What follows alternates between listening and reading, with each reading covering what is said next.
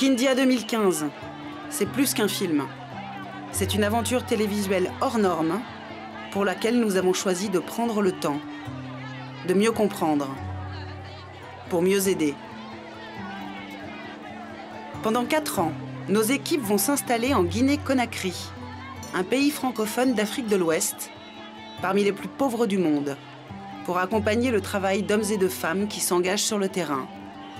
Jusqu'en 2015, vous allez vivre au rythme de la ville de Kindia et de sa région. Les habitants y ont de graves problèmes de pollution, d'accès à l'eau potable, à l'éducation, à la santé. Kindia, une ville de 250 000 habitants qui concentre en un même endroit tous les grands enjeux du développement. Alors, nous vous proposons de relever un défi. Améliorer d'ici 2015 les conditions de vie des populations. Aider à la construction d'écoles, aménager des sources, soigner les femmes et les enfants, protéger l'environnement. Année après année, vous allez pouvoir participer directement et en temps réel au projet et devenir, si vous le souhaitez, des acteurs du développement. Pour tenir ce pari, les projets sont financés par les ONG partenaires et le fonds de dotation Kindia Plus. À tout moment, vous pouvez aider par vos suggestions, vos idées et contribuer par vos dons au fonds Kindia Plus. 4 ans, 4 films pour suivre les projets, rendre compte des réussites et des obstacles rencontrés. Ensemble, nous avons jusqu'en 2015 pour réussir.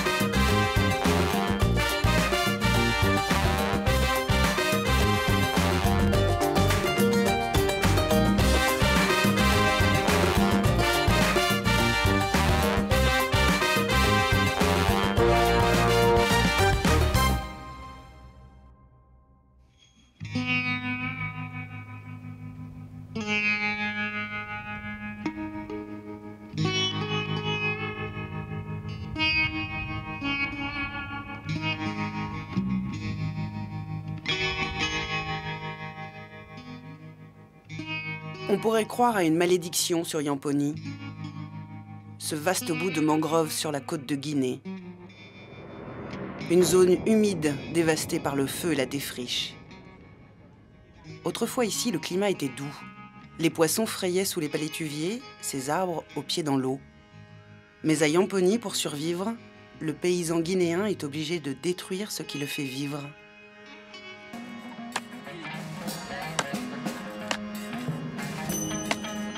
Raser la mangrove pour récolter l'or blanc de la côte africaine, le sel.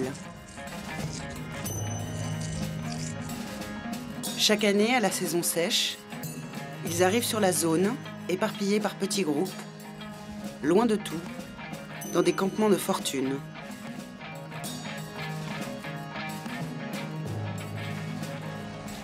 Sur Yamponi, il serait plus de 5000 en comptant les familles, la plus grande concentration en Afrique. 5000 forçats volontaires venus 1 mois ou 2 pour faire bouillir la saumure, de l'eau très concentrée en sel sur de grands bacs en fer blanc. C'est un travail très dur. On travaille avec le soleil et avec le feu. C'est très dur. Mais comme il n'y a pas d'un autre travail, avant que tu vas voler quelqu'un, ou bien tu sors pour faire le brigandage, tu travailles ça pour avoir le nourriture de ta famille. Mohamed Silla a 54 ans. Il est guinéen, mais ici tout le monde l'appelle sénégalais parce qu'il a longtemps vécu à Dakar. S'il veut du cash, de quoi payer les dépenses de la famille, alors tous les ans au mois de mars, Sénégalais et les siens doivent revenir ici, s'offrir quelques semaines à Yamponi. Gratter le sol, chargé en sel par les grandes marées, laver cette terre à l'eau de mer dans les tanquets, ces grands filtres en feuilles de palmier pour récupérer la saumure. J'ai 9 enfants vivants. Une seule fille, hein. Tout le reste, c'est les garçons. Ça coûte cher? Oui. Alors, si tu n'es pas travaillé, ton fils ne peut pas étudier. Alors, il faut que nous, on souffre. Mais on ne veut pas que notre enfant souffre. C'est pour cela qu'on est dans ça.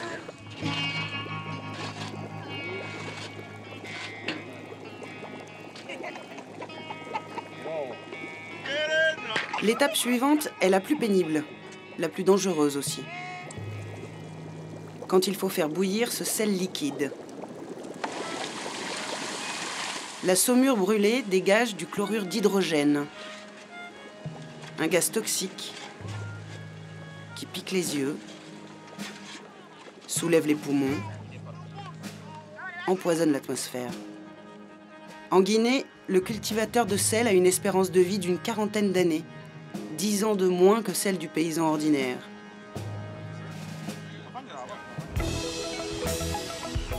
À 4500 km de là, des Français ont décidé de refuser cette fatalité et de se battre pour leurs collègues africains. L'initiateur de cette solidarité avec la Guinée, c'est Alain Courtel. Il est paludier et récolte son sel dans le paysage idyllique des marais salants de Guérande, en Bretagne, à 1 heure de route de Nantes. J'ai toujours autant de plaisir. Et malgré que ce soit des gestes répétitifs et tout, j'ai l'impression que c'est toujours la première fois. Puis là, en l'occurrence, c'est pratiquement la première récolte de la saison, donc c'est un petit peu un moment magique où on est, je sais pas, j'ai l'impression d'être vivant ici, toujours un peu à l'écoute de la nature, du nuage qui va venir. Donc ça met les sens en éveil et bon, je trouve que c'est un métier fabuleux et puis aussi le sentiment de produire un produit de qualité. Donc voilà, ça donne du sens à une vie. Alain Courtel a fondé l'association Universel, une ONG pour aider les paysans du sel partout dans le monde et notamment en Guinée. Pourquoi on s'investit comme ça je sais pas, je pense que c'est d'une part parce que c'est quand même la grosse précarité, c'est quand même des gens qui sont dans des situations économiques très difficiles. Donc voilà, on a envie d'essayer de voir si on peut pas donner un coup de main, quoi, d'améliorer ces conditions de vie et de travail. À Yamponi, en Guinée, les hommes sont menacés, la nature aussi. Sénégalais doit alimenter son foyer 24 heures sur 24. Un feu qui s'éteint, ce sont des heures de sel en moins, la hantise du producteur. Il faut du bois en permanence? Il n'y a pas de bois. Le bois est fini. Tu as vu, tout est récolté. Ils ont coupé tout. Maintenant, là où on trouve le bois, c'est loin. Là-bas, ça dépasse 1 kilomètre. Peut-être 2 kilomètres. Pour obtenir 1 kilo de sel, il faut couper et brûler 3 kilos de bois. Chaque année en Guinée, 50 000 tonnes de sel sortent de la mangrove, soit 150 000 tonnes de bois qui partent en fumée. Dans cet environnement très fragile, la coupe dépasse aujourd'hui les capacités du milieu. Là-bas, il n'y a plus rien. Tout a été coupé il y a 2 ou 3 ans. Comme il n'y a plus de bois près du campement, on vient jusqu'ici. Mais c'est du bois vert, trop jeune. En principe, il faudrait couper des arbres plus grands, mais il n'y a plus rien. Vous savez que c'est la destruction de la nature, la coupe abusive de bois? Oui, c'est ça, oui. Mais pourquoi vous le faites alors? Parce qu'il n'y a pas d'autre moyen. T'en connais un, toi? Là, il y a du bois encore, hein, mais pour combien de temps? Je veux dire, c'est vrai que tout le monde en est conscient, même eux. Ils savent que bon, ils vont encore piocher dans la réserve de mangrove, mais leurs enfants n'auront plus rien à brûler, quoi. La mangrove a d'autres fonctions que de faire chauffer de la saumure. C'est le poumon de la planète, hein. ces forêts tropicales, c'est extrêmement riche pour le milieu, pour la reproduction des poissons, pour plein de choses. Donc c'est vraiment un combat qu'il faut continuer et de façon à protéger le patrimoine de l'humanité. Les paludiers de Guérande ont trouvé une solution pour produire du sel en Afrique, sans détruire la mangrove, ni ruiner la santé des paysans. Une idée a priori toute simple, des bâches plastiques. L'action du soleil et du vent plutôt que la dévastation de la machette et du feu. Un système mis au point il y a près de 25 ans lors d'un voyage au Bénin, un autre pays d'Afrique de l'Ouest.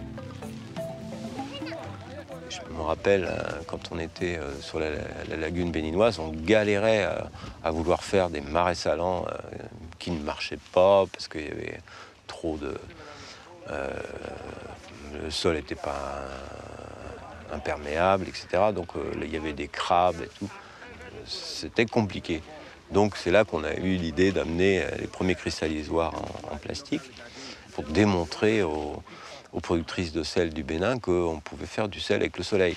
Pour elles, c'était une vue de l'esprit, quoi. Et on a posé cette bâche, je me rappelle, le matin, dans une plaine, dans le village de Lanhou, dans la plaine de Lanhou, là. Et étalé le matin, sel l'après-midi. Et donc, toutes les productrices, des maîtresses femmes sont pointées autour du cristallisoire. Du sel, Sel. Sel. C'est bon. C'est bon. Là, c'est le soleil qui fait cadeau, là. C'est lui, là. Et tu vois, ça marche. On a récolté le premier sel solaire du Bénin, hein, et donc elles se sont tournées vers moi pour m'applaudir. Donc moi, j'étais quand même un peu gêné, quoi. Et je dis, bah non, bon, c'est pas moi qu'il faut applaudir, c'est le soleil. Et je me rappelle, on était tous là, symboliquement en train d'applaudir le soleil. C'est des moments extraordinaires, quoi. On va remercier un peu le ciel, le soleil. Oui. Merci.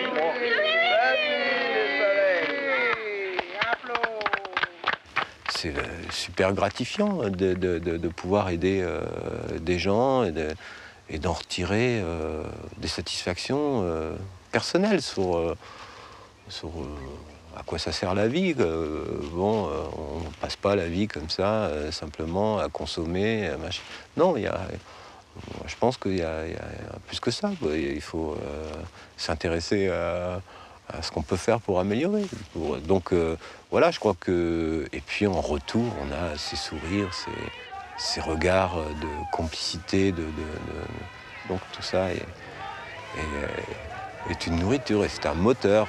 Donc voilà, on en ressort grandi. Moi, c'est le sentiment que j'ai depuis les années où je travaille en Afrique. Ça m'a bonifié, ça a donné du sens à ma vie.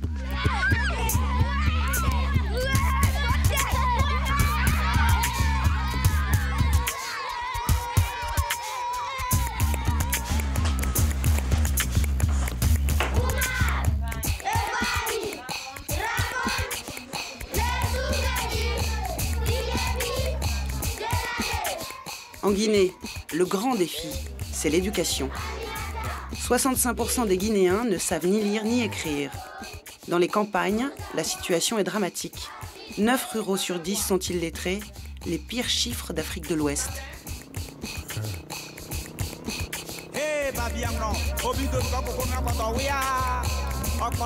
C'est pourquoi l'UNICEF va intervenir en brousse. À 3 heures de piste de Kindia, la préfecture de Télimélé, une zone très enclavée où l'éducation est en déshérence. Attention, notre devise. Travail, justice, solidarité. Attention pour la montée des couleurs. Prêt. Envoyé. Liberté, c'est la voix des peuples qui a scellé tous ses frères de la grande Afrique. Bâtissons l'idée africaine dans l'indépendance retrouvée. Tendez les bras. Fixe. Repos. Attention. Entrée.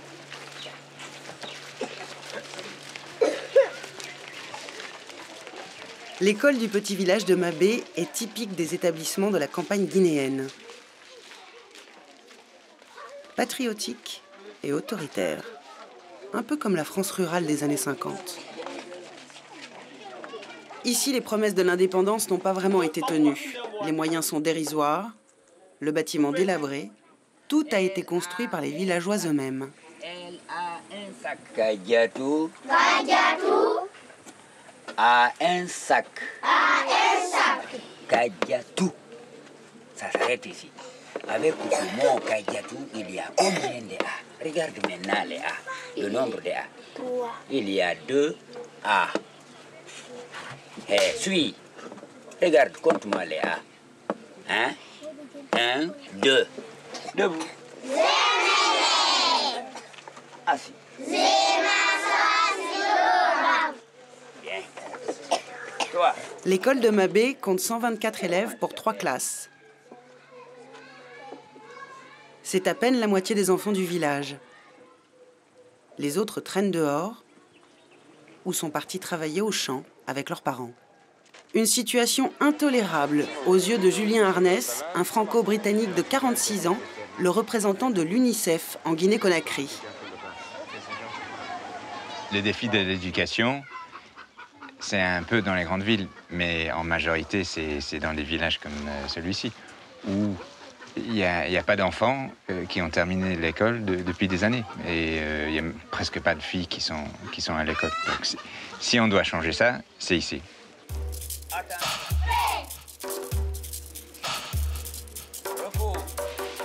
Le projet de l'UNICEF, construire des écoles dignes de ce nom. Dans la préfecture de Télimélé, il y a urgence. Aujourd'hui, seulement 7% des filles achèvent l'école primaire. Ce sont les pires chiffres du pays, 4 fois moins que la moyenne nationale. C'est le cas de la petite Aïssatou, 7 ans. Elle aurait bien aimé rejoindre ses camarades en CP cette année, mais elle a dû rester sur le pas de la porte de l'école.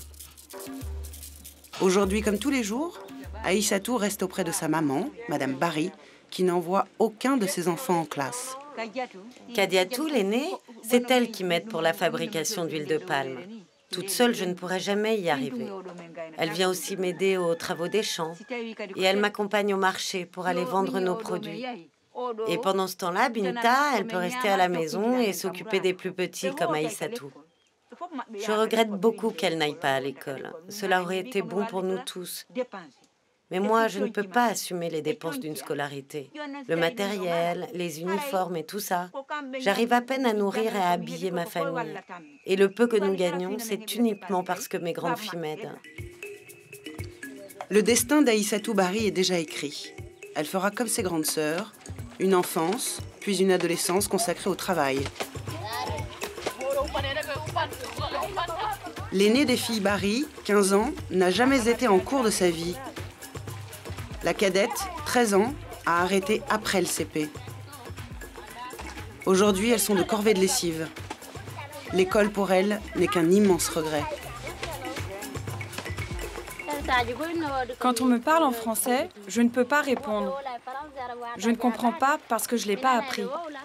Quand on me demande un service dans cette langue, je ne peux pas le rendre. Il y a beaucoup de choses qui nous font regretter de ne pas avoir été à l'école.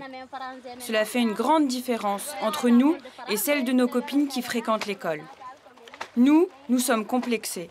Elles ont des parents qui ont les moyens et nous, nos parents n'en ont pas.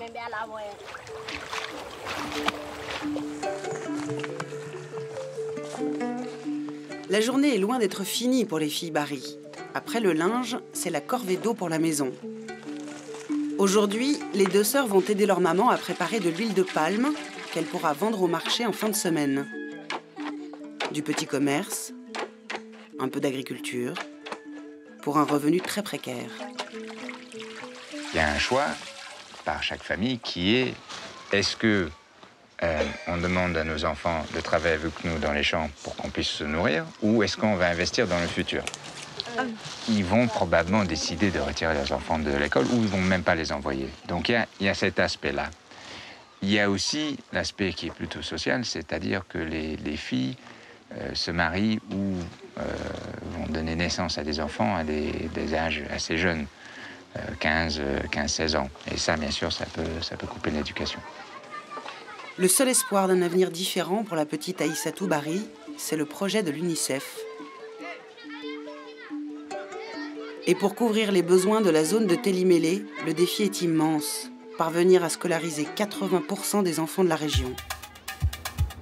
Départ vers un autre village, encore plus loin, en brousse. Bapé, petit hameau d'éleveurs et d'agriculteurs peuls, où l'on cultive un peu de riz et de manioc.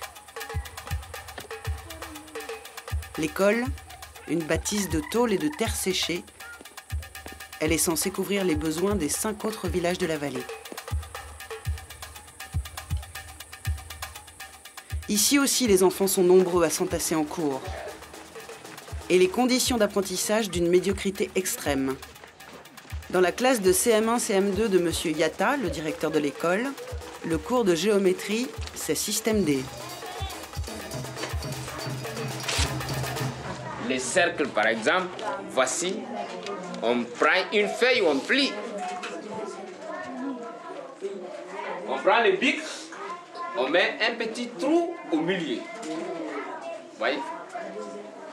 Et on vient de l'autre côté un peu, on met le deuxième trou. C'est compris?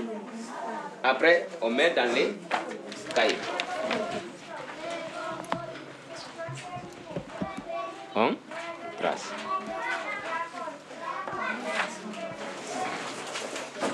À côté, chez le CP de Madame Diallo, en poste depuis 1 an, ce n'est pas mieux.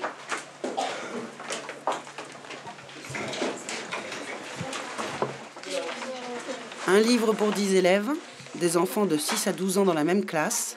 Pas facile d'avoir des résultats dans ces conditions. Les premières compositions sont terminées. Aminata, commence.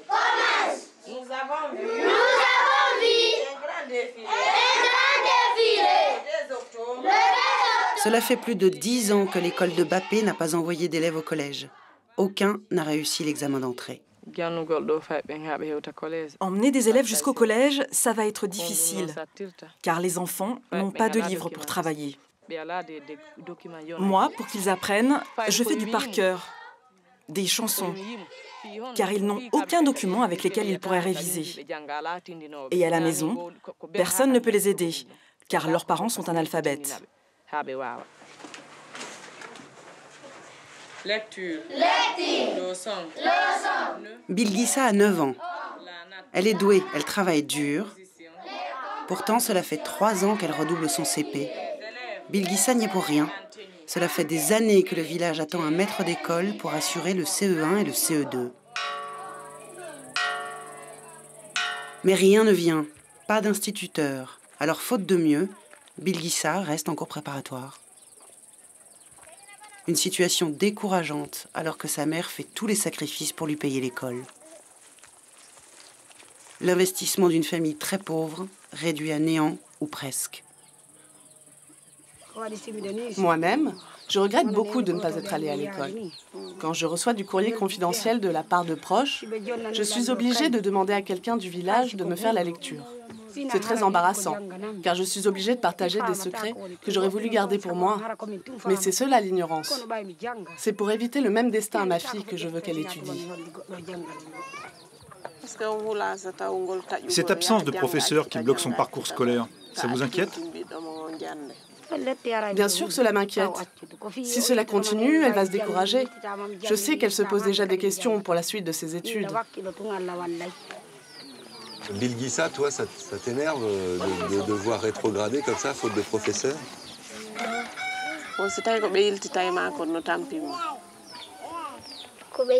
Moi, je sais que j'ai le niveau pour aller de l'avant. Alors cette interruption, ça m'exaspère. Comme l'État n'envoie toujours pas d'instituteurs pour le cours élémentaire, les villageois ont essayé d'en recruter un par leurs propres moyens. Faute de place dans l'école, ils ont même construit une classe un peu plus haut dans le village. C'est monsieur Yatta, le directeur de l'école, qui nous montre le hangar, la cahute, qui devait abriter le nouveau cours. Pas facile d'attirer un prof dans des conditions aussi précaires. Voici les choses là où on a fait pour les bancs comme pour les élèves, sur lesquels s'ils viennent, ils peuvent s'asseoir comme ça là, mettre leur cahier ici, ou bien l'ardoise sur les cuisses. Après on regarde et on écrit. C'est comme ça. On peut vraiment enseigner dans ces conditions? C'est pas tellement facile, mais on est contraint de le faire avant qu'on ne gagne le prix d'un banc. Et à chaque fois, quand la pluie tombe, les jours que la pluie tombe, on ne peut pas, puisque ça coule. Le prof supplémentaire n'est jamais venu. De toute façon, le village n'aurait pas pu le payer longtemps. La récolte de riz a été trop mauvaise cette année. Pour encourager des enseignants à s'implanter ici, c'est pas très facile. Parce que bon, eux, ils vont arriver, ils vont se dire, il n'y a pas grand-chose ici. Si eux, ils ont des enfants, ou s'ils veulent avoir accès à la santé, ou s'ils veulent que leurs enfants vont au collège, etc., c'est dur pour eux.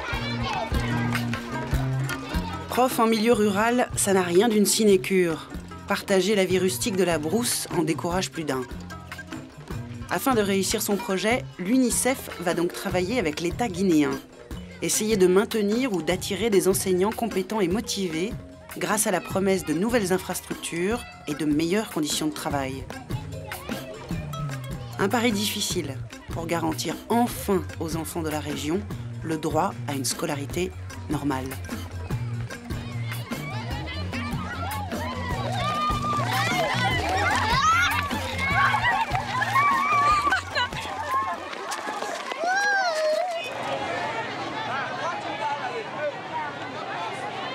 Kindia. 250 000 habitants, la deuxième ville de Guinée. Une démographie galopante, 15 000 nouveaux arrivants chaque année, issus de l'exode rural.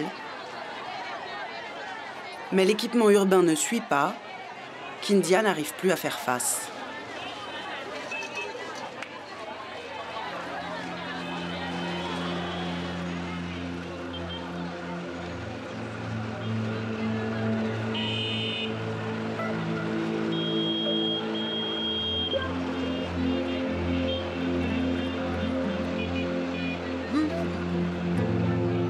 Depuis l'arrivée du plastique, dans les années 80, l'Afrique connaît une pollution sans précédent.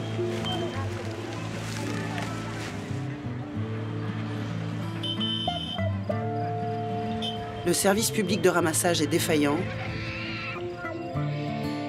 Kindia croule sous ses déchets. La ville s'empoisonne.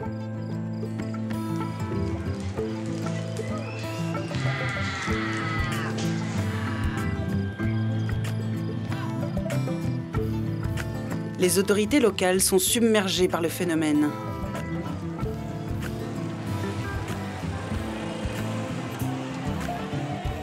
Le docteur Mamadou Dramé est le maire de Kindia depuis 1995. Cet ancien pharmacien sait qu'il va falloir trouver des solutions pour assainir la ville. Mais par où commencer? Ce n'est pas le seul dépotoir ici. Il y a dans la ville des trucs comme ça, de moindre importance parfois, mais des dépotoirs quand même, sauvages et qui ne sont pas traités. Ça a quelles conséquences d'avoir des dépotoirs sauvages comme ça un peu partout en ville, sur la ville de Kindia? C'est le problème de maladies infectieuses quand même, la première chose. Ça, les trucs, tout ce qui est maladies infectieuses, le choléra, les dysenteries, les maladies, tout ce qui est vers intestinal. Et le fait que ces ordures soient là, il y a des odeurs qui émanent qui font des problèmes respiratoires. On a beau dire le problème de l'assainissement, c'est un problème d'abord comportemental, c'est vrai, mais aussi il y a un problème de moyens. Il faut l'assainissement, le traitement des ordures est très cher. Très cher. Très cher. La commune de Kindia ne peut pas faire face aux besoins. Un seul camion benne en état de marche et 5 éboueurs pour toute la ville et ses 250 000 habitants. Alors le maire s'est tourné vers Coopération Atlantique Guinée 44, une ONG nantaise implantée depuis 20 ans dans la région et spécialisée dans le développement local. Grégoire Gailly, un Français de 35 ans, coordonne les actions sur le terrain. Guinée 44, c'est une association qui intervient en Guinée depuis maintenant plus de 20 ans et qui a été créée par le département 44, la Loire-Atlantique. C'est une association de solidarité internationale. Elle vise à faire travailler ensemble des acteurs français, des acteurs guinéens, dans des projets où on essaye d'améliorer les conditions de vie des populations. C'est les termes un peu classiques, mais la réalité, la finalité, c'est bien ça. L'objectif, c'est vraiment de travailler sur le développement local, le développement des activités localement qui permettent d'améliorer les conditions de vie des populations. Pour régler le problème des déchets, rien ne se fera sans l'adhésion des populations. La priorité de l'ONG nantaise, sensibiliser les habitants pour changer les comportements. Diarra Diallo est la sociologue de Guinée 44. Elle va sur le terrain, au contact des familles, au cœur des quartiers. Donc je disais par là, c'est important d'y aller parce qu'il y a juste le bas-fond derrière. Et comme il y a la rivière qui est juste à côté, il serait important de demander aux ménages qui sont par là comment ils se débarrassent de leurs déchets.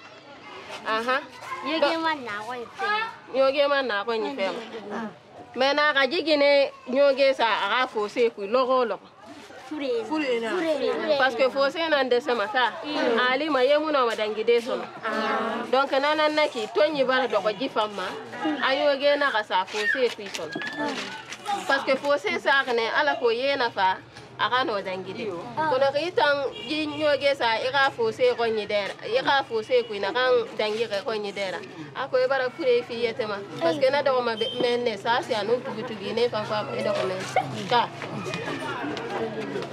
Pour les déchets, ça a un peu traîné, parce que tout simplement chez nous, tu sais, les gens, il y a des choses, ils se disent, ben, c'est l'affaire du gouvernement. Moi, j'en ai rien à faire, donc la mairie est là pour ça, le gouverneur, il est là pour ça, pour que la ville soit propre. Donc personne ne se dit, ben, moi aussi, je dois participer. Et c'est ça qu'il faut changer chez nous, quoi. Donc c'est déjà faire beaucoup d'animations aussi, aller de porte à porte, discuter avec les gens. C'est vraiment, quand tu le fais, c'est un travail très lent, donc il faut vraiment aller à leur rythme, mais surtout ne pas lâcher. Parce que moi, je me dis chaque fois que dès que tu lâches, tu reviens à un niveau beaucoup plus bas que le niveau que tu avais avant. Pour toucher l'ensemble des habitants de Kindia, le porte-à-porte n'est pas suffisant. Il faut communiquer massivement. Mais ici, pas de télévision locale, l'Internet trop cher ou défaillant et une seule radio rurale. Alors Coopération Atlantique Guinée 44 subventionne des spectacles de rue pour sensibiliser une population à 60% analphabète.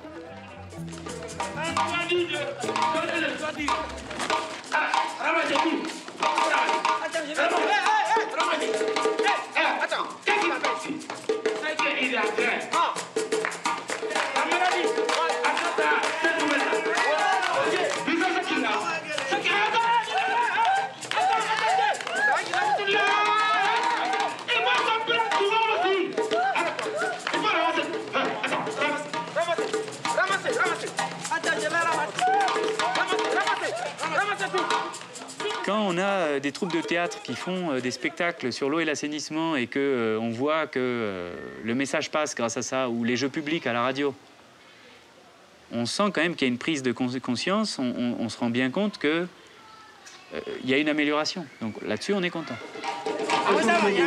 J'ai compris. C'est interdit. C'est interdit. S'il vous plaît, il ne faut pas faire ça maintenant. Je ne le fais pas. Guinée 44 n'accepte pas ça. Voilà. Vous la facilité aussi ne peut pas. Grégoire, pourquoi est-ce que tu t'es lancé dans la coopération et le développement? Moi, j'ai eu la chance, je suis né dans la banlieue parisienne, la banlieue plutôt aisée.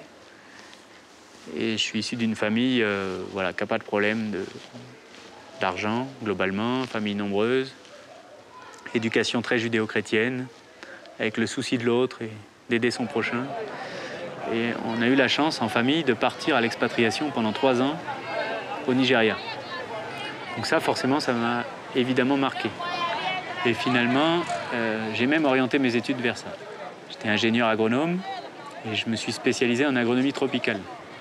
Et je me suis retrouvé dans cette formation qui, en plus, prenait comme exemple, la plupart du temps, des projets de développement en Afrique et qui, du coup, montrait qu'en 50 ans de coopération, c'est vrai que les résultats n'étaient pas à la hauteur, mais il ne fallait pas non plus noircir le tableau, il y a quand même des résultats. On aide des personnes, soit de la société civile, soit des collectivités, soit de l'État, à faire bien leur travail. À Kindia, le service public de ramassage des ordures est déficient jusqu'à l'absurde. À la périphérie de la ville, le maire tient à nous montrer la décharge municipale. L'endroit est difficilement accessible. Un grand trou, totalement vide. La ville croule sous les déchets, mais la décharge publique reste vierge. Aucun camion poubelle ne vient déposer ses ordures ici. Le trou se prolonge jusqu'au niveau là-bas, là où il y a la maison en briques, là. Toujours, c'est-à-dire qu'il y a de l'espace encore pour longtemps. Mais aujourd'hui, c'est très compliqué. Voilà. Est-ce qu'il n'y a pas un autre problème qui est que, en fait, les déchets sont vendus? Il y a un trafic de déchets sur toute la ville. Il y a un trafic de déchets sur toute la ville et qui est dangereux. Pourquoi? Parce qu'il n'y a pas de tri. C'est du tout qui est vendu. Tout. Vous retrouverez aujourd'hui chez les maraîchers des piles dans les champs.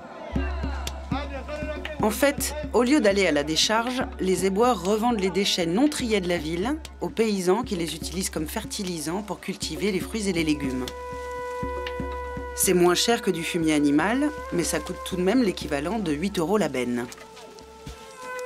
Ici, les ordures, c'est l'engrais du pauvre. Pastor Yassila est le porte-parole des cultivateurs de Kindia. C'est de la merde. Mais on se débrouille avec. Parce que quand tu mets, ça donne, ça pousse. Si vous voyez la laitue, tu vois, ces laitues, ça pousse. Quand tu vois ces tomates, ça pousse normalement. Ça pousse, c'est sûr, mais pour utiliser les déchets comme compost, les paysannes sont obligées de faire un premier tri grossier elles-mêmes. Le tout à main nue, sans aucune protection. Quand elles font ça, qu'est-ce qu'elles craignent comme blessure ou comme... En faisant ce travail, tu peux te couper avec des lames de rasoir. Et il y a même des seringues usagées. Il y a beaucoup d'objets dangereux. Si tu te piques avec ça, tu risques plein de maladies, comme le tétanos. Pour éviter de prendre autant de risques et moins polluer leurs terres, les maraîchers sont prêts à payer le chargement de déchets 2 fois plus cher, à condition d'obtenir des ordures organiques complètement triées. On a peur. Aujourd'hui, la population, la pollution n'est pas encore dense. Mais comme on continue à polluer, si on ne trouve pas de solutions par rapport à ça, la génération future aura des problèmes énormes. Le trafic est connu des autorités qui ont trop longtemps laissé faire. Mais le maire de Kindia a son idée pour essayer d'y mettre un terme. Aujourd'hui, c'est tout un truc, un mélange de plastique, de métal, de piles et tout ce qui est nocif qui est là. Mais malgré tout cela, il y a des gens qui prennent. Donc, ce qui veut dire que le marché existe. Mais aujourd'hui, il faut organiser le marché. Il faut l'organiser en amont. Il faut expliquer à la population qu'il y a aujourd'hui là une activité génératrice de revenus et faire en sorte que les gens s'intéressent à ça sur les plateformes et en ville pour faire les tri. Notre travail, c'est transformer ce cercle vicieux en cercle vertueux. Pour appuyer l'intuition du maire, Coopération Atlantique Guinée 44 propose d'impliquer la jeunesse de Kindia. Le principe est simple. Les jeunes vont collecter les déchets directement chez l'habitant et les trient pour les revendre aux maraîchers. C'est un service payant qui doit permettre aux jeunes des quartiers de gagner de l'argent, aux maraîchers d'obtenir un compost plus propre et aux habitants de ne plus polluer leur ville. Qu'est-ce que vous avez ramassé comme déchets là? Il y a les ordures ménagères qu'on a ramassées ici. Ensuite, dans le second sac, c'est les plastiques qui se trouvent dedans. D'accord. Ouais. Donc ça, c'est des gens qui font le tri chez eux? C'est les femmes là qui trient. On les a appris à faire ça pour faciliter la tâche. On a fait en 2 catégories. Ok, montrez-moi. Ici, il y a des plastiques. Et dans l'autre, c'est les déchets. Les déchets mélangés, il y en a ici. D'accord. Vous faisiez comment avant pour les ordures? Bon, avant, nous, on amenait les ordures dans les bas-fonds pour aller jeter là-bas. Et vous payez? Bon, nous sommes abonnés ici. D'accord. L'abonnement, on est abonnés ici. Et vous êtes prêt à payer? C'est combien? Bon, la somme quand même... 7 000 francs. 7 000 francs. 70 centimes d'euros par mois. Après la collecte, le groupe de jeunes rejoint le centre de tri. Une plateforme en béton financée par la coopération avec l'agglomération nantaise. Une expérience pilotée par Guinée 44 pour la ville de Kindia. Ici, les plastiques, les métaux et les autres détritus sont séparés pour recycler ce qui peut l'être et récupérer les déchets organiques pour les maraîchers. Grégoire est venu voir sur place l'avancée du projet.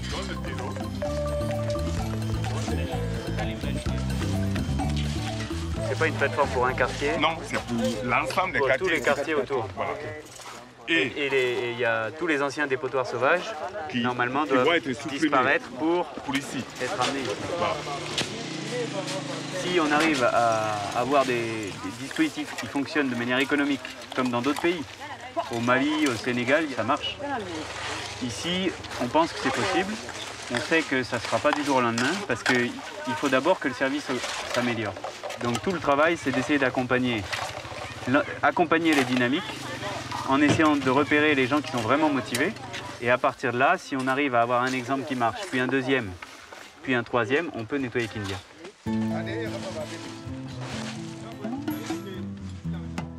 Le pari est en passe d'être réussi. Pastoria, le chef des maraîchers, est déjà sur place pour vérifier la qualité du compost et négocier les prix avec les jeunes. Ça, il faut un petit effort encore, parce que je vois encore certains plastiques, tu vois. Tu vois le petit ferraille là, qu'il faut enlever parce que ça blesse. Tu vois les pots de tomates, la boîte de tomates vide là, tu vois la pile, les vieilles piles là. Pastoria, vous êtes prêt à payer combien si c'est vraiment trié vous savez, on avait dit au départ que nous sommes prêts à payer le double de prix. Parce que habituellement, on payait 80 000, 85 000 le chargement des ordures non triées. S'ils débarrassent ces ordures des plastiques, des ferrailles, des piles, seringues, etc., on est prêt à payer le double prix. Donc 150, 160, jusqu'à 170. Si ce centre de tri pilote parvient à fonctionner, son principe pourrait être étendu à toute la ville et résoudre en partie le problème des déchets de Kindia, l'espoir d'une vie plus saine pour la population. Changer le monde, c'est pas facile. C'est une belle ambition. Et je pense qu'en effet, comme disent les altermondialistes, d'autres mondes sont possibles. Et je pense que dans notre travail, on y contribue. On montre qu'il y a des alternatives. Le modèle unique, les dogmes, ça ne marche pas. Les expériences locales, les alternatives, elles existent et il en faut de plus en plus pour montrer qu'on peut aller vers un monde un peu plus social, un peu plus humain, tout en étant économiquement viable. Pour contribuer à assainir la ville à l'échéance de 2015, Coopération Atlantique Guinée 44 propose dès l'année prochaine l'acquisition d'un tracteur et de 10 remorques pour ramasser les ordures, la mise en place de 3 centres de tri sélectifs, la réalisation d'études en vue d'aménager la décharge publique de Kindia.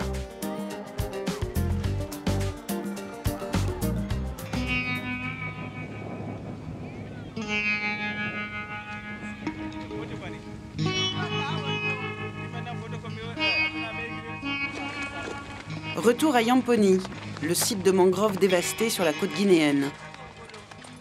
La récolte de sel bat son plein. Sénégalais, le paysan poursuit son travail avec le bois, le feu et ses paniers, ses bacs en fer blanc. Aujourd'hui, à Yamponi, ce n'est pas vraiment un jour comme les autres. Pour la première fois, les producteurs d'ici vont découvrir l'autre manière de faire du sel. Nous sommes venus vous apprendre comment utiliser les bâches. pour produire votre sel en quantité sans couper du bois ni faire de la cuisson.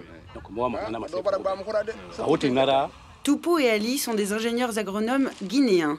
Ils connaissent parfaitement la culture et le savoir-faire des paysans locaux.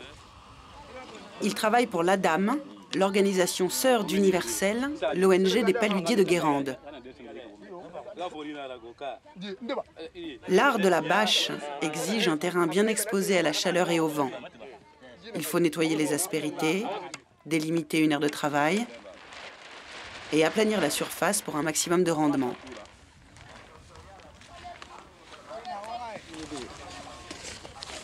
Pour convertir au sel solaire, pas besoin d'outils. D'ailleurs ici, personne n'en possède.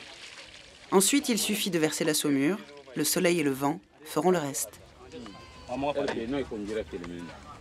Là, tu ne transportes pas le bois, tu ne fais pas le corbeau de bois, tu ne fais que transporter seulement la terre salée. La nuit, tu dors bien. La nuit, tu dors bien, tu te reposes, le matin, tu viens, tu étales tes bâches, tu les dours, tu fais le dourage, et puis à 12h ou bien 13h, tu viens, tu brasses, tu fais le brassage, et c'est fini.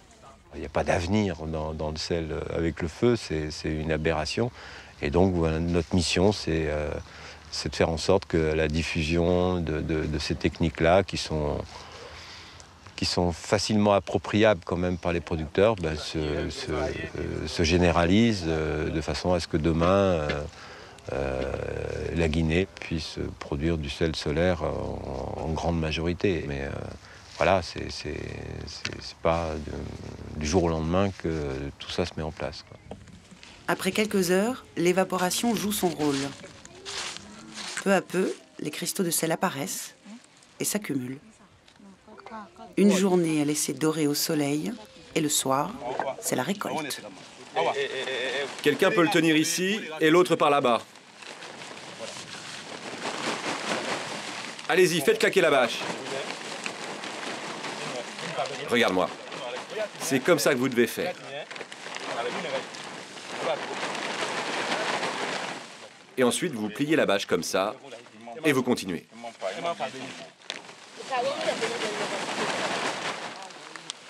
En une journée, avec 20 bâches, on obtient plus de sel qu'en 24 heures de travail harassant ininterrompu autour de 2 bacs à feu.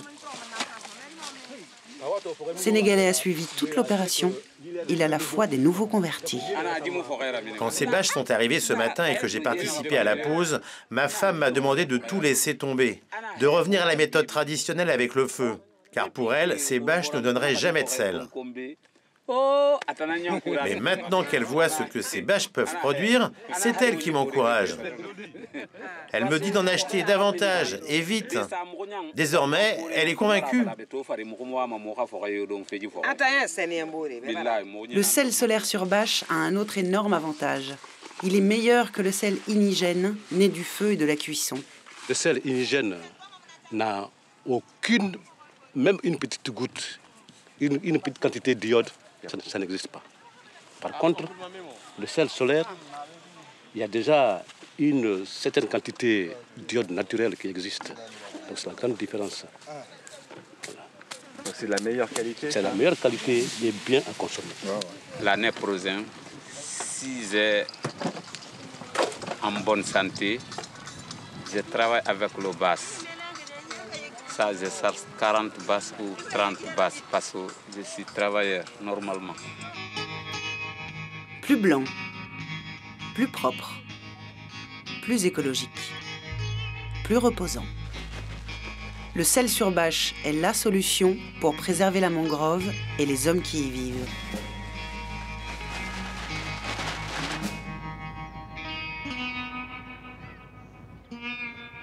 C'est un investissement sur l'avenir. Cette forêt de mangrove, elle n'est pas qu'à la Guinée.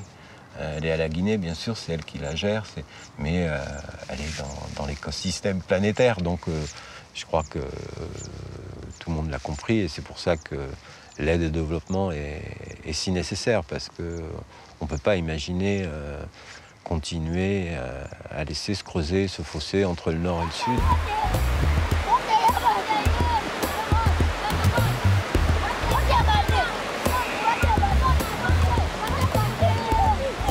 Le château d'eau de l'Afrique, c'est le surnom de la Guinée. Ici, pas de sécheresse comme au Sahel. À Kindia, quand arrive la saison des pluies, en juillet-août, c'est le déluge. Les caniveaux débordent, charrient les déchets et d'énormes problèmes de santé publique.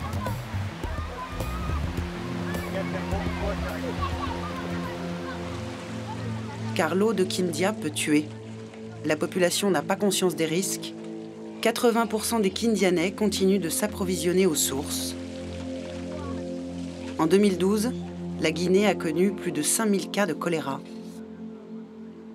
112 personnes sont mortes de cette bactérie véhiculée par l'eau sale et les aliments mal nettoyés.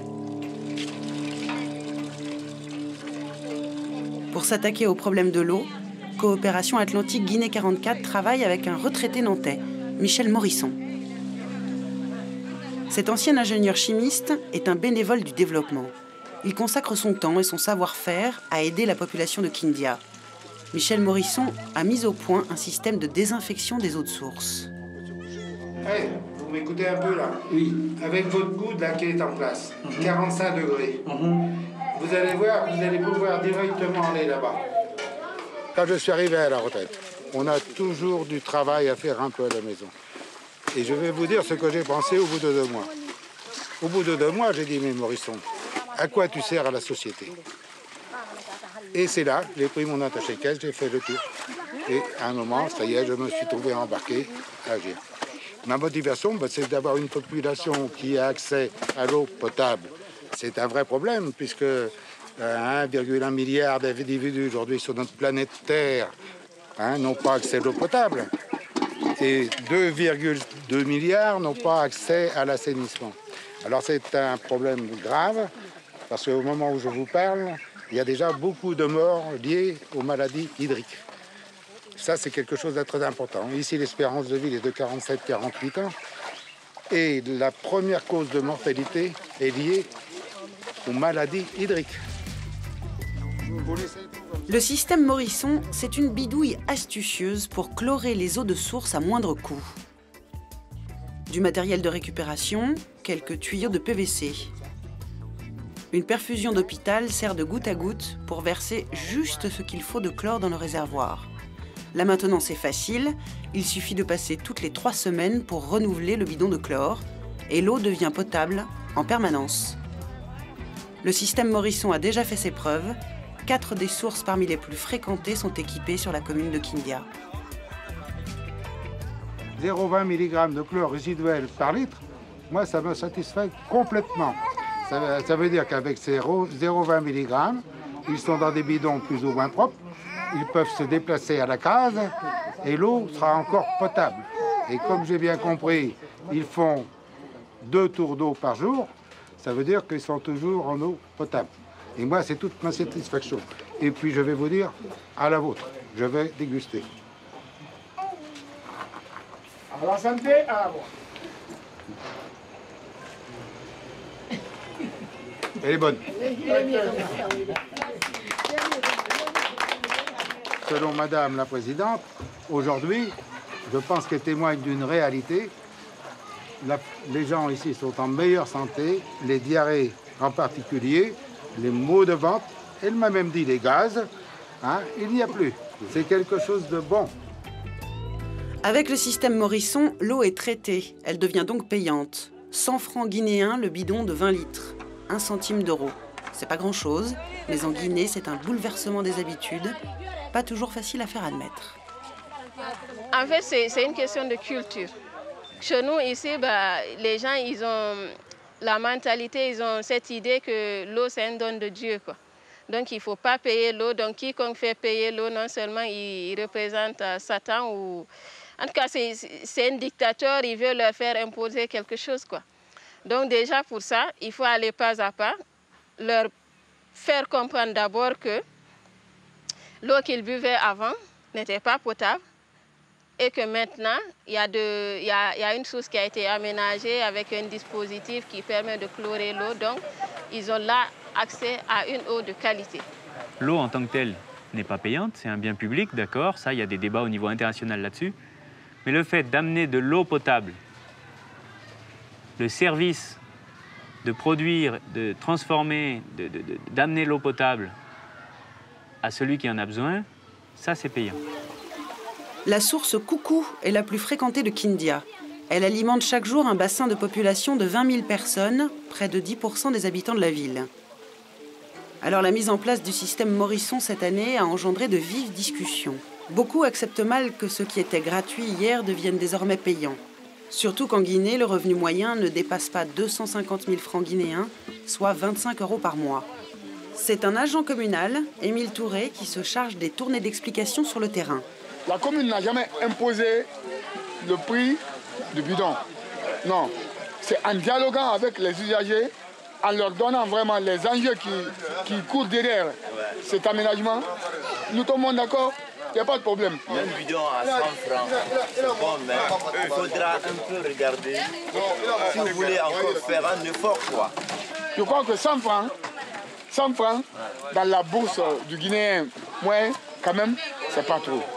Peut-être pour toi, mais quelqu'un qui a plus de 20 bidons à puiser, ça te fait combien 20 bidons par 100 francs 2000 francs. Multiplie, oui. 2000 francs. Oui. Je vous dis qu'il y a des parents ici qui peuvent faire une journée, même 2 journées sans avoir 2000 francs. Oui. Vous êtes d'accord avec moi? Je suis d'accord. Donc si vous voulez traiter ça pour la population, faites ça, mais faites un maximum d'efforts pour ne pas que les gens souffrent. Le paiement de l'eau est une première difficulté. Mais le système Morisson a également ses propres limites. Il n'est pas adapté à toutes les sources de la ville, ni à toutes les formes de pollution. Jonas Pardo, ingénieur des mines fraîchement diplômé, est venu de Nantes à la demande de Guinée 44 pour évaluer le dispositif. En fait, ici, on est juste en dessous de l'hôpital FISA. Et ils enfouissent leurs déchets dans le sol. Alors on retrouve dans l'eau pas mal de produits chimiques qui peuvent pas être traités par le chlore. Il est arrivé que les gens disent oui, on sent un goût de rouille, on sent un goût de médicaments, on sent un goût d'alcool. C'est des choses qu'on a entendues. Et là, même si on mettait du chlore, ça ne permettrait pas de traiter ce problème? Non, le chlore, il est efficace pour les pollutions d'origine fécale ou organique.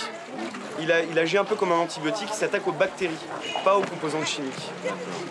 L'idéal pour assurer un bon accès de l'eau durable, c'est le traitement préventif. Donc la gestion environnementale des points d'eau. C'est-à-dire contrôler le périmètre autour de la résurgence de l'eau, faire en sorte que la nappe phréatique n'ait aucune pollution de type fécal par le déplacement des latrines dans des lieux appropriés, en aval des nappes phréatiques, éviter l'utilisation d'engrais chimiques, tout ce qui est agriculture autour des points d'eau, les hôpitaux, qu'ils n'enfouissent pas leurs déchets juste au-dessus d'une source. Et avec un traitement préventif, on a une eau qui est filtrée naturellement. La terre s'occupe de purifier l'eau de manière naturelle. Plutôt que de rêver à une solution technique miraculeuse, Coopération Atlantique Guinée 44 va s'atteler à un travail de fond dès l'année prochaine. Protéger les têtes de 15 nouvelles sources et reboiser pour fournir une eau de qualité à 15 000 habitants supplémentaires. Sensibiliser les Kindianais, car payer une eau propre coûtera beaucoup moins cher que des médicaments une fois malade.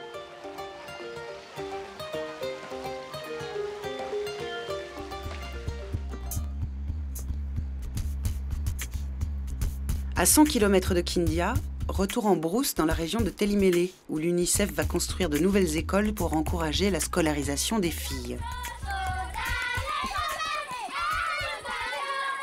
Dans les villages concernés, les chantiers sont sur le point de démarrer.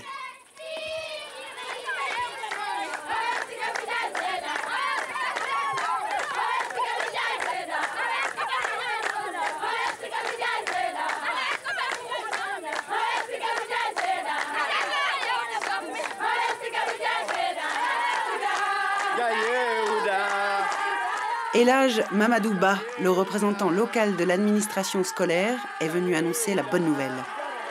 Asseyez-vous. Asseyez-vous, merci. Ce vieux sage, 40 ans d'enseignement rural derrière lui, est un vrai showman. Le parfait orateur de brousse. Si vous voulez qu'une localité prospère, il faut que nos enfants étudient. S'ils étudient, ils pourront devenir ministres, préfets, sous-préfets, gouverneurs, président de la République, pourquoi pas. Mais tout cela dépend des études. S'ils étudient, ils pourront choisir leur avenir, et cela vous aidera. Ce projet, ce n'est pas pour vous donner de l'argent, du riz ou des moutons, c'est pour scolariser vos enfants, pour qu'ils apprennent. Si les enfants vont à l'école, notre village sortira des ténèbres. S'ils vont à l'école, notre localité sera connue.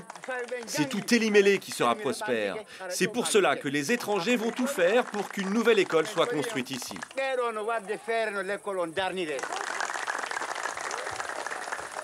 Les populations veulent bien scolariser. Elles ont le goût de l'école. Elles ont envie d'envoyer leurs enfants. Parce qu'elles ont compris que ces populations, que seules par le biais de l'éducation, on peut réussir. On peut libérer un pays avec un peuple analphabète, mais on ne peut pas développer un pays avec un peuple analphabète.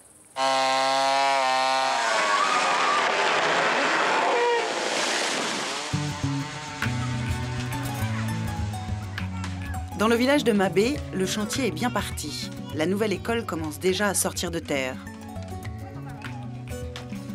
Comme pour toutes les écoles construites par l'UNICEF dans la région, le chantier est participatif. Les parents d'élèves contribuent aux travaux, chacun à la hauteur de ses moyens ou de ses compétences. Le menuisier local fait la découpe, un maçon du coin dirige le gros œuvre.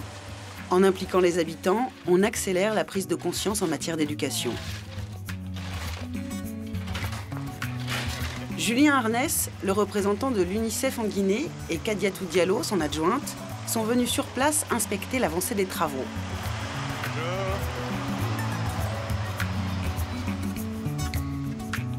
Quand est-ce que vous avez coulé le béton? On a coulé ça hier.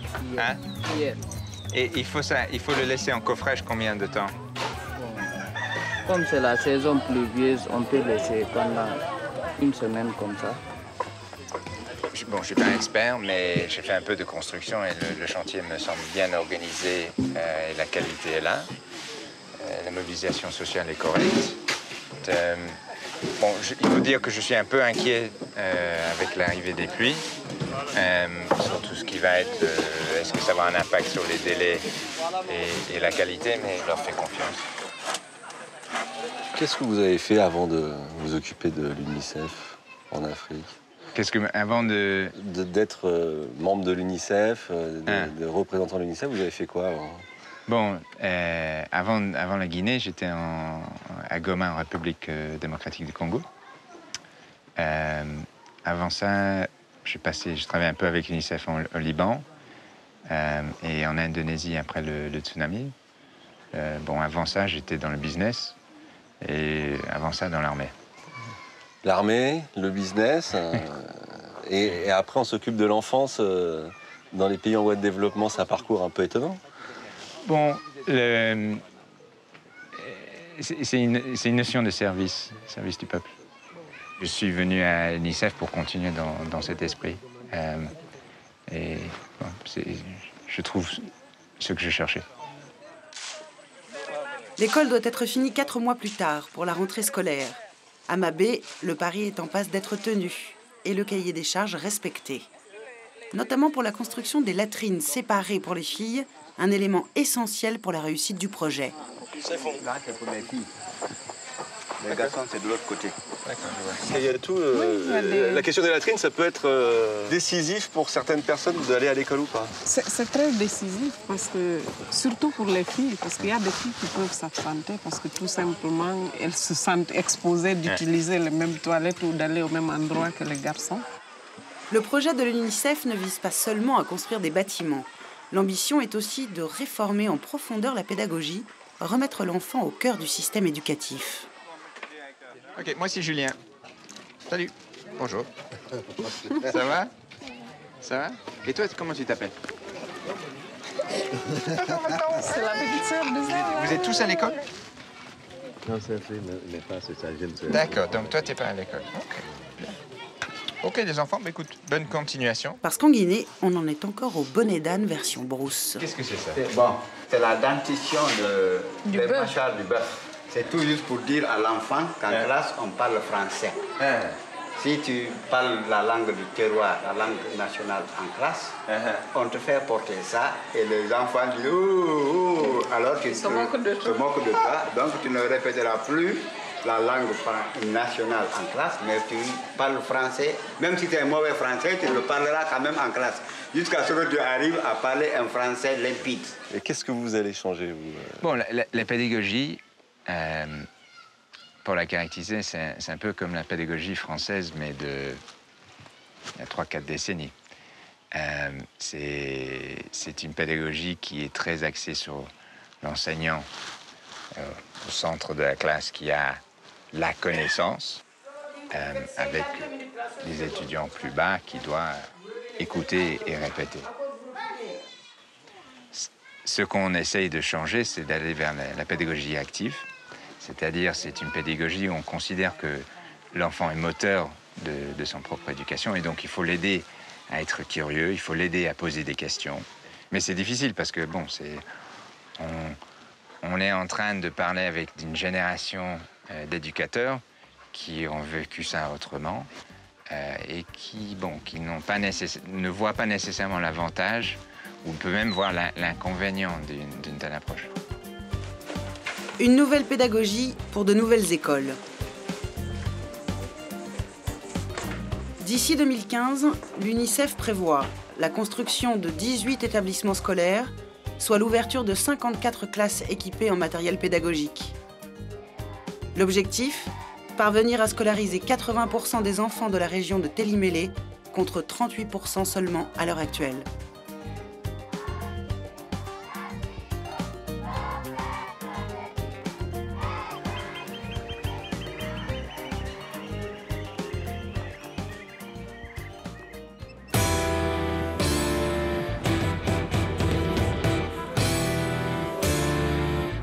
C'est bientôt le démarrage de la nouvelle saison de sel à Yamponi, le site où la mangrove a été dévastée par la coupe de bois.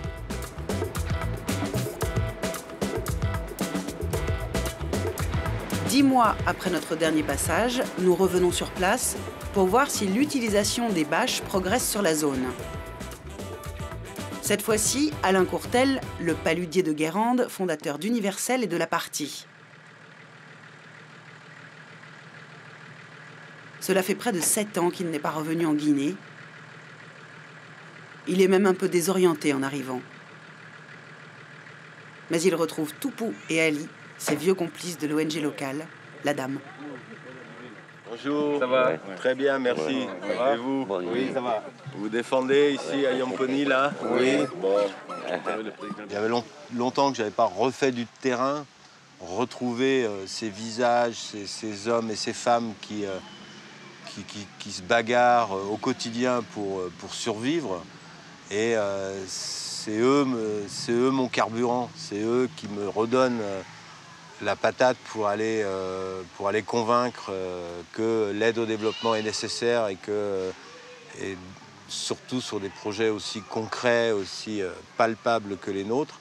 Donc voilà, de temps en temps, il faut que je me replonge au cœur de ce qui fait ma motivation. Aujourd'hui, à Yamponi, Alain est venu assister à la toute première vente de bâches plastiques organisée dans le village. 1 an après leur formation au sel solaire, les paysans du coin peuvent enfin s'équiper pour attaquer la saison de sel qui démarre dans quelques jours. Les bâches sont cédées à prix coûtant. 40 000 francs guinéens pièce, un peu moins de 4 €. À qui je paye? À lui, là-bas. C'est combien déjà? 40 000. Les voici, recompte bien. 40 000, c'est bon. Il n'y aura que 6 acheteurs au total, alors que Yamponi compte 600 producteurs de sel en pleine saison. Succès mitigé pour la vente. En fait, le prix, même minime, semble poser problème. Beaucoup de bâches n'ont pas trouvé preneur. Alors certains essayent d'obtenir les bâches gratuitement, des bâches cadeaux. Mais le paludier breton ne veut pas rentrer dans cette logique. Au bout de 4 jours de production, quand ça marche bien, tu peux vendre pour plus de 40 000 francs de sel. Donc voilà, Une bâche, en 4 jours, tu l'as amortie, tu peux la rembourser. Voilà, donc c'est pour ça que... non? C'est bien ça. Ah, je me trompe. Ils savent. Hey, moi, je suis producteur de sel comme toi. Donc, on ne peut pas faire n'importe quoi. Hein, même si mon envie, c'était de distribuer comme ça vite. Non, non, il faut être sérieux. Tout a un prix ici. Hein, il n'y a pas de cadeau, forcément. On ne peut pas faire bâche cadeau parce que c'est un système qui nécessite l'accompagnement en permanence, quoi. Donc après, et puis le producteur qui au fil de cette bâche, n'est pas forcément bien utilisé derrière, ou utilisé à d'autres fins, pas forcément pour faire du sel. Donc, et puis c'est pas une solution pérenne. Je pense qu'il y a moyen, avec cette technique-là, de pouvoir dégager des revenus qui leur permettront demain de pouvoir investir dans des cristallisoires en bâche, comme tous les exploitants, comme tous les agriculteurs. On ne peut pas se substituer à l'économie agricole en distribuant des bâches gratuitement. Ça n'a pas de sens pour nous. Une des solutions pour faire baisser le prix des bâches, que les paysans s'organisent et se regroupent. Démonstration sur un autre lieu de production de sel. Barifania, une localité initiée au solaire il y a près de 10 ans. Depuis, le site s'est entièrement converti. Les producteurs du coin sont autonomes et se passent de l'appui des ONG. Dans ce village pilote, le débit de sel atteint des niveaux industriels.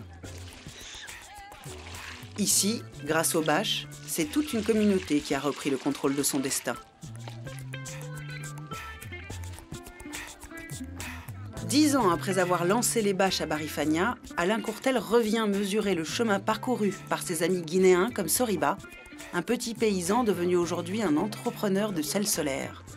Il a désormais 3 femmes et 10 enfants qui vont tous à l'école. Salut, mon frère. Ça va? Comment ça va? Bien, bien. Ouais. Bon fouille. Avec ses bâches, il produit presque 10 tonnes de sel par an, 2 fois plus qu'avant, au temps révolu des bacs à cuisson. Donc, comment vous organisez ici à Barifania pour avoir les bâches? Parce que tu disais, il y a un groupement, il y a un achat groupé, chacun se débrouille, comment ça se passe?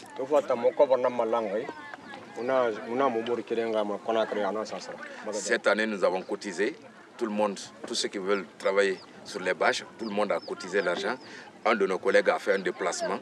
On a pris ses frais de transport en charge et il est descendu chez le fournisseur pour payer des bâches et nous envoyer. Tu veux me montrer ton tanké là? Comme la plupart de ses collègues, ce producteur a positionné ses filtres en batterie. Une innovation pour recueillir plus de saumure afin d'alimenter plus de bâches. Qu'est-ce que tu penses de son installation là? Ah ben c'est parfait, hein, c'est génial. Nous on n'avait même pas pensé qu'on pouvait mettre 4 tankers en batterie. Donc c'est que bon bah eux non seulement ils se sont réappropriés, mais ils ont inventé. Félicitations. Des agriculteurs prêts à défendre leur métier, leurs revenus et à sauvegarder leur environnement, comme les paludiers français à Guérande. L'exemple d'une solidarité réussie entre paysans du Nord et du Sud. Pour les années qui viennent, l'objectif d'Universel est de faire reculer le sel sur feu afin de régénérer la mangrove, en créant un réseau de distribution de bâches pour faciliter l'approvisionnement des producteurs et en mettant en place un système de microcrédits paysans pour encourager l'achat des bâches.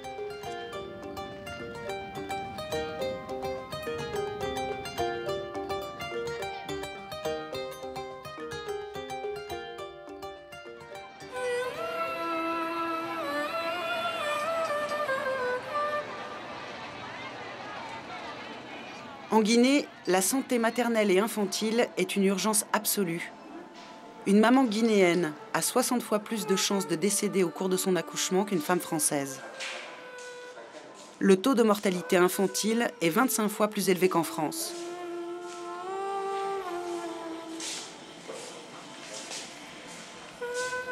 À Kindia, un homme a décidé de s'attaquer à ces statistiques implacables. Le docteur Claude Moncorgé est un ancien président de Médecins du Monde. Sa stratégie, décentraliser la santé au plus près des habitants. Ce jour-là, il supervise une formation en direction des agents communautaires. Des relais essentiels pour rapprocher les structures de soins de la population. Qu'est-ce qu'ils apprennent quand ces formations? Aujourd'hui, ce sont 2 jours de formation sur la question du VIH. Voilà, pour sensibiliser les communautés, les populations. Donc ce sont des agents communautaires qui sont rattachés à chacun des centres de santé que nous allons soutenir dans le programme. C'est vraiment du travail de sensibilisation. Donc ils apprennent, enfin, ils revoient les thèmes sur lesquels ils sont censés pouvoir parler, transmettre un message. Une vingtaine d'agents communautaires, formés et diplômés, pour promouvoir la santé au cœur des quartiers de Kindia et des villages alentours.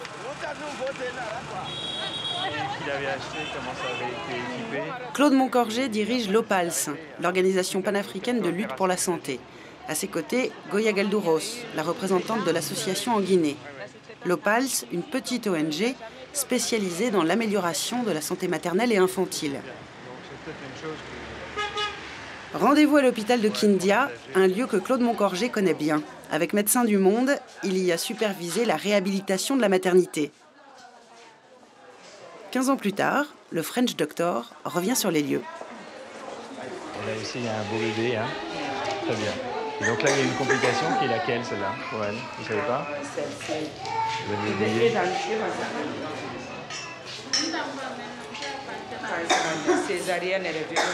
Elle est venue pour le pansement. Voilà, très bien. Tout va bien pour elle. D'accord. Bon, c'est bien. Hein. C'est bien quand ça se passe bien comme ça. Hein. Formidable. Hein.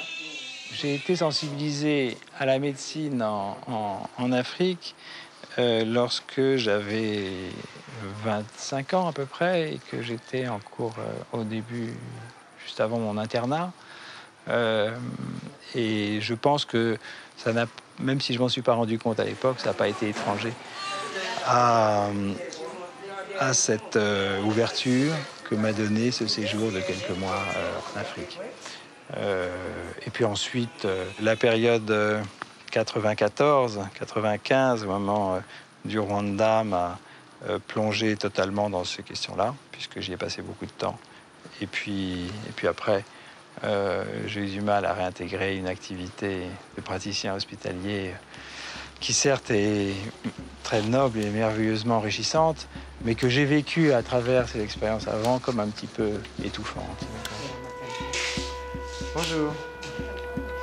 Ça va, merci. Elle est là, son bébé. C'est une césarienne. Et opéré comme fait mal. Bobo. Ah, d'accord. Bon.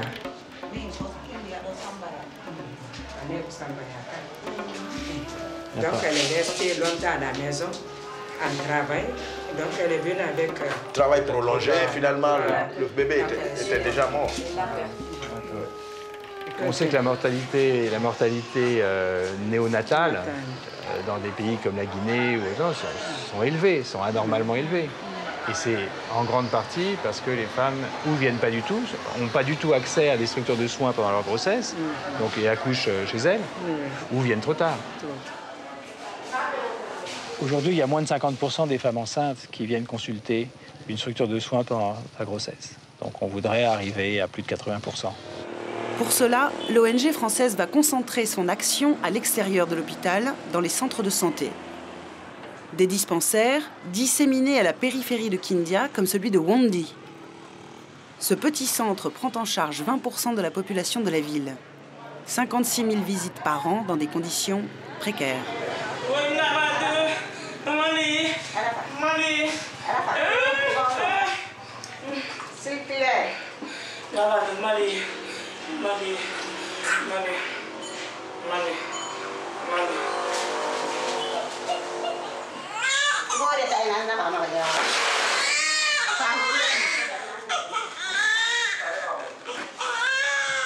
Ici, est-ce que c'est facile? Est-ce qu'elle a tout ce qu'il faut pour travailler?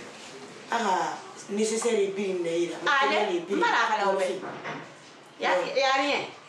des matériels. Tout n'est pas au complet. Il n'y a pas de pots, il n'y a pas de plateaux, il n'y a pas de boîtes. Ah. Donc c'est des conditions. Faut régler tout. On fait de tout ici. Les accouchements, mais aussi les premiers soins, les vaccinations et le suivi des grossesses.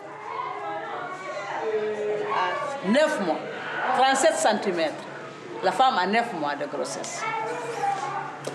J'essaie de palper pour voir la présentation. C'est la présentation céphalique. C'est la présentation céphalique. L'enfant se présente par la tête.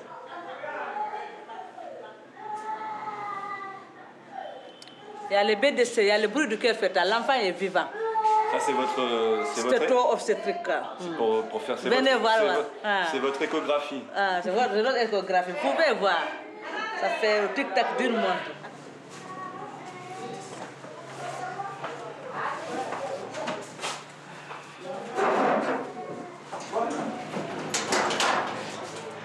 Le docteur Diallo est le chef du centre de Wondi depuis 5 ans.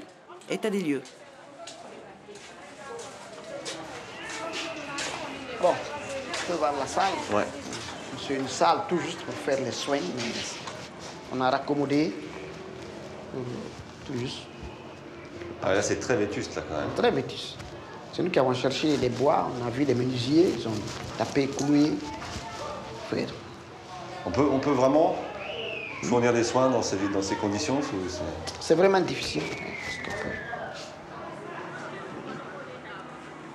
Ce microscope-là, il date de quand? Ah, moi, je sais pas, hein. Très longtemps. Il était là avant vous? Avant moi. C'est la débrouille, quoi. Voilà, on s'est débrouillé. Bon, bah, continuons. Ah oui, alors ça, c'est vos lames, là, c'est ça, dans l'assiette bleue, là? Oui, oui. C'est même cassé, certaines sont cassées. Voilà. On a beaucoup utilisé, on doit... Et des lames même cassées. La Guinée fait partie des pays les plus en retard pour des raisons politiques. Vous savez qu'il y a eu deux dictateurs en 50 ans, qui ont chacun eu 25 ans de mandat. Que c'est un pays qui a beaucoup de ressources, mais qui a été géré... en tout cas, la santé n'était pas une priorité. Donc, il est un peu logique, enfin, il est dans la logique d'organisation telle que la nôtre, d'aller vers les pays qui sont les moins bien lotis et où il y a le moins d'aide extérieure. Le centre de Wondi fait partie des priorités de l'OPALS. L'ONG finance les travaux de réhabilitation du dispensaire. On espère que quand ça va finir, ça va apporter un plus. Écoutez, ce qu'on veut, c'est que dans chaque centre de santé, il y ait un laboratoire qui soit à peu près équipé. Hein, d'abord réhabilité, et ensuite, on vous fournira les équipements de base. On a vu un microscope pour chaque laboratoire, un appareil pour mesurer l'hémoglobine, pour chercher si les femmes enceintes ne sont pas anémiques ou pas. La glycémie aussi, le sucre. Pour réussir sa mission, l'OPALS intervient aussi à l'extérieur de la ville, dans les postes avancés, en brousse.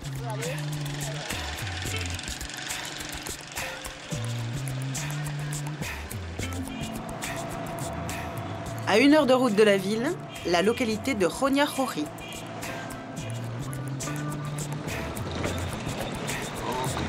Voilà, sous le manguier. Ce jour-là, c'est la stratégie avancée, une campagne de vaccination pour tous les enfants du village. On a vu que le poste était assez éloigné, le village encore plus éloigné.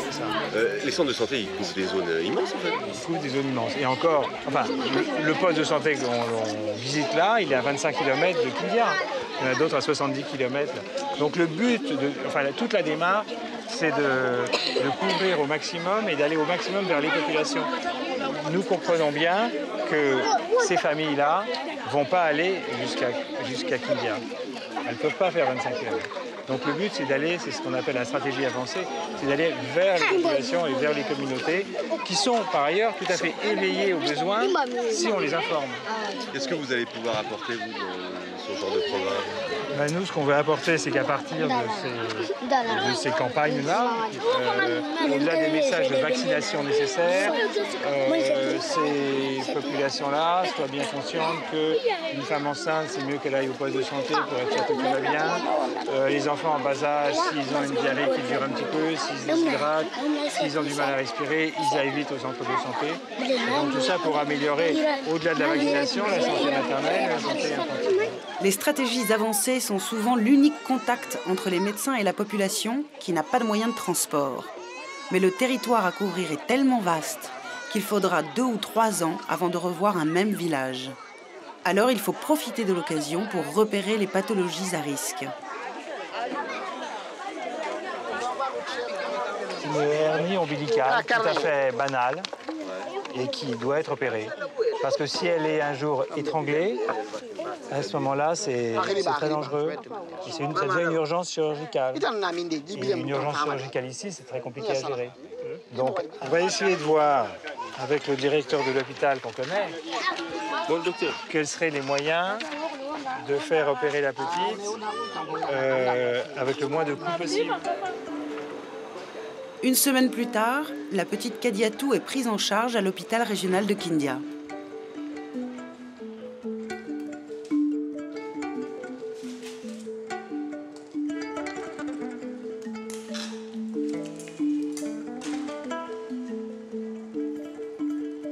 L'opération s'est très bien passée.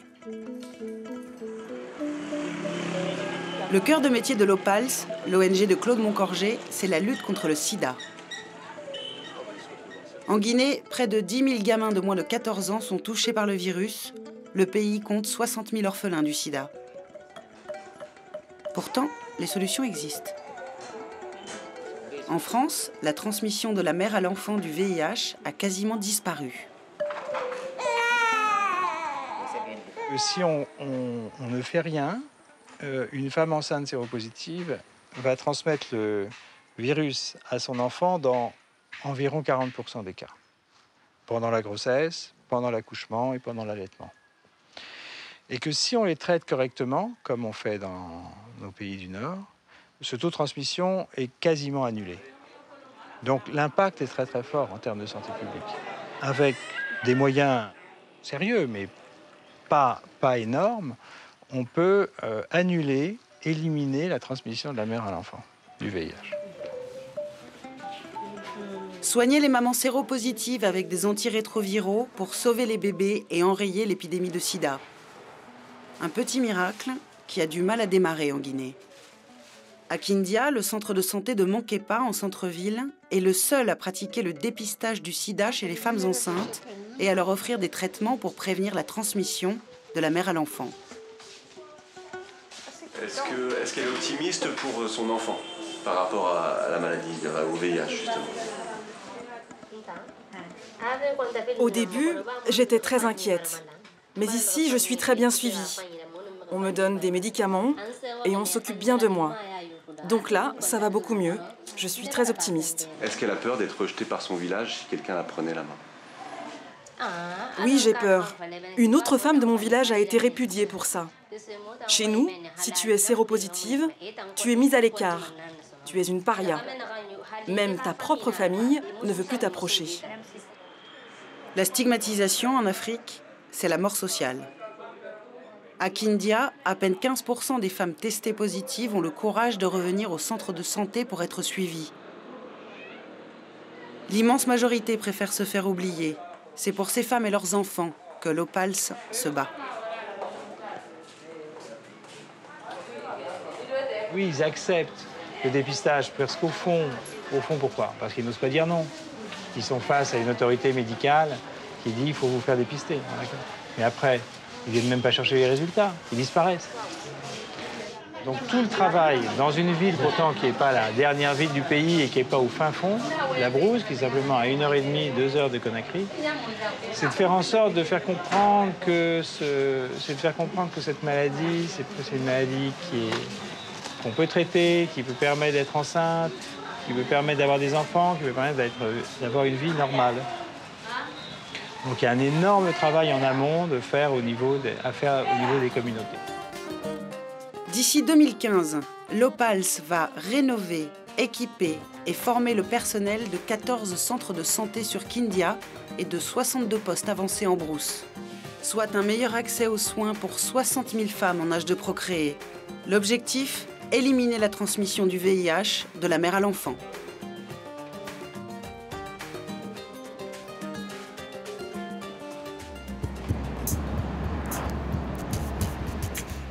Voici venu le moment d'un ultime déplacement pour cette année 2012. Direction l'intérieur des terres, vers la préfecture de Télimélé, où l'UNICEF mène son programme de construction d'écoles. Dans la localité de Mabé, le 3 octobre, c'était la fin des vacances, le début d'une nouvelle histoire pour les enfants du village. Fini aussi les cours dans l'ancienne école en ruine, parce qu'ici, le pari a été tenu. La rentrée des classes a lieu dans un bâtiment flambant neuf. Et ça change tout. Pour la petite Aïssatou notamment, vous vous souvenez? L'an dernier, elle ne fréquentait pas les cours, faute de moyens. Aujourd'hui, c'est sa première rentrée, avec un kit fourni par l'UNICEF, pour elle et tous ses camarades de classe.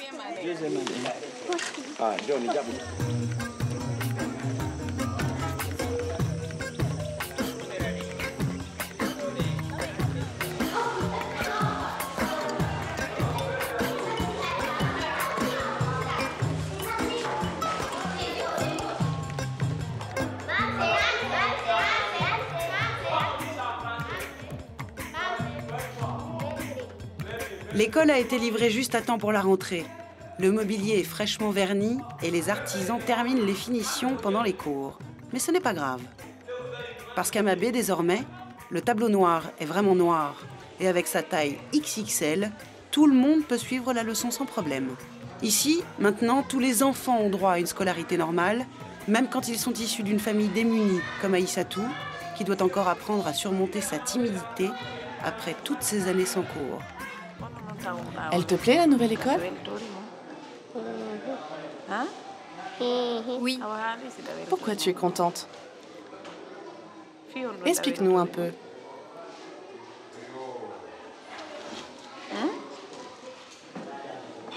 Je suis contente pour plein de choses. Plein de choses? Comme quoi? Eh bien, en venant ici, je vais pouvoir être utile à moi-même. Julien Arnès, le patron de l'UNICEF en Guinée, est venu s'assurer que la construction est bien conforme au cahier des charges. C'est quoi comme bois? Acajou, ah ok. Et notamment les latrines séparées pour les filles et les garçons. Un aspect essentiel pour encourager les jeunes filles à fréquenter les cours. Est-ce qu'on va marquer filles et garçons? Oui, on va marquer. Comment ça? Avec quel est le... On va marquer par là, c'est les filles, de l'autre côté, c'est les garçons. D'accord. Ok, mais avec des dessins ou... À quelques détails près, tout est en ordre. Le chantier de Mabé a tenu ses promesses. Les représentants de l'UNICEF ont tenu à rencontrer Madame Barry, la maman d'Aïssatou, pour comprendre ce qui l'avait convaincue d'envoyer ses enfants en cours. Elle ne gagne pas plus d'argent qu'avant, mais au village, le nouveau bâtiment semble avoir déjà changé les consciences. Maintenant, c'est qui va à l'école? C'est Aïssatou et puis son petit frère, Mamadou Ali. Qui a pris cette décision et quand? Ce sont mes deux filles aînées, Kadiatou et Binta, qui m'ont beaucoup encouragée. Elles m'ont demandé de laisser les petits fréquenter l'école et m'ont affirmé qu'elles allaient m'aider pour compenser tous les frais qui restent à notre charge. Moi et ma sœur Binta, on s'est mis au travail. On essaie de mettre un peu de sous de côté. On se cotise pour soutenir nos petits frères et sœurs et les envoyer en cours. Nous, les grandes, nous n'avons pas eu la chance d'aller à l'école. Moi, je ne suis pas instruite. Je ne souhaite pas que les petits subissent le même sort, qu'ils soient ignorants eux aussi. J'étais très impressionné de voir les deux filles aînées qui étaient prêtes à mettre leur temps et leur énergie là-dedans. Et la décision, ça vient, bon, ça vaut le coup d'investir, on va se donner. Donc, ce que je retire de ça, c'est qu'il faut qu'on travaille sur la qualité. Parce que si on fait un beau bâtiment, mais que les enfants, ils apprennent rien, bon, l'investissement de Kadiatou et Binta, ça n'aurait pas servi. Mais ce qui a marché à Mabé n'a pas forcément réussi partout. Direction Bappé, l'autre village qui attendait sa nouvelle école. Ici aussi, c'est la rentrée, mais le chantier est au point mort. Un problème de terrain. Les premières fondations ont été abandonnées pour un autre site un peu plus bas. La fabrication des briques démarre tout juste. On est loin du compte. Du coup, les élèves débutent l'année dans l'ancienne école, dans des conditions encore plus précaires qu'avant. Car beaucoup de parents attendaient le nouveau bâtiment et ont inscrit leurs enfants en masse. Heureusement, l'UNICEF a prévu suffisamment de fournitures et la maîtresse maintient le moral des troupes.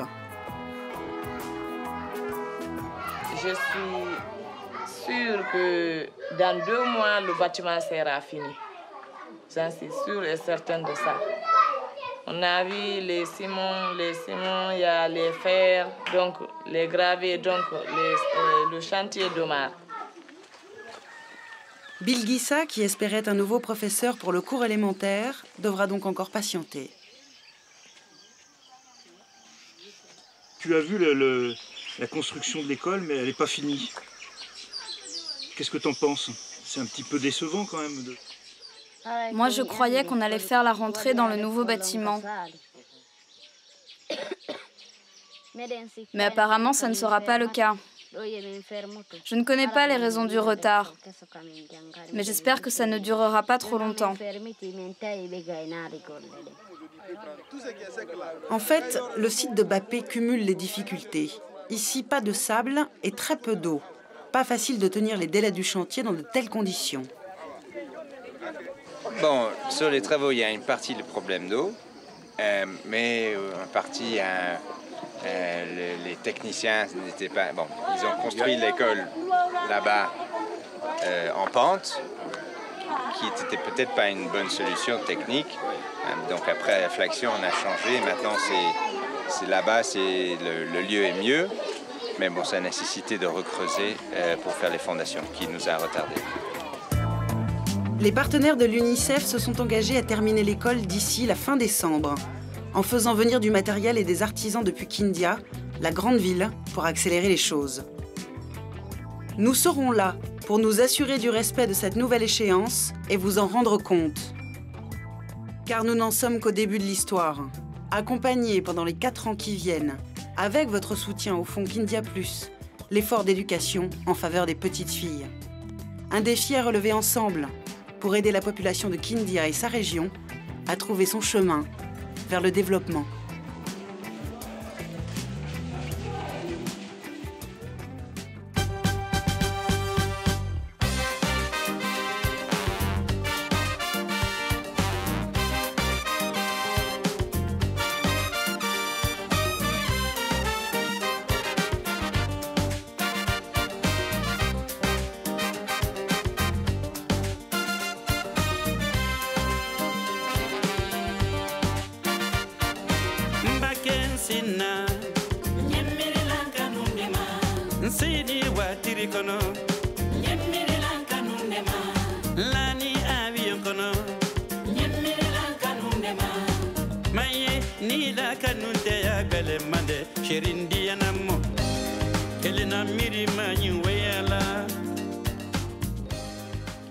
Kasi